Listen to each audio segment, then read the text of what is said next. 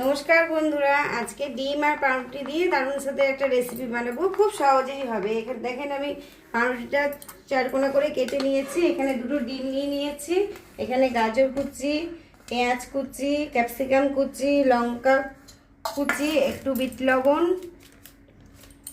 আর একটু কালো জিরে দিয়ে নিয়েছি আর দুটো ডিম নিয়ে নিয়েছি। আমি ভালোভাবে ফাটিয়ে নেব। কড়াই চাপিয়ে নিয়েছি, আমি কিছুটা পরিমাণ বাটার দিয়ে নিব। আমি চৌকো করে পাউরুটিটা কেটে রেখেছিলাম, দিয়ে নিলাম। তারপরে আমি যে সবজি গোনা ডিম দিয়ে আমি ওই ডিম আর সবজিটা দিয়ে নিলাম, আর ওপর থেকে কিছুটা চিজ দিয়ে নিলাম, আর যে পাউরুটিটা কেটে রেখেছিলাম ওটাও দিয়ে নিলাম। আমি একবার উল্টিয়ে নিব।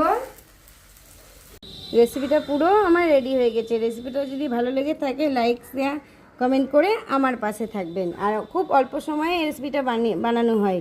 নমস্কার, ভালো থাকবেন, সুস্থ থাকবেন। এই রেসিপিটা বাচ্চা বড় সবারই ভালো লাগবে।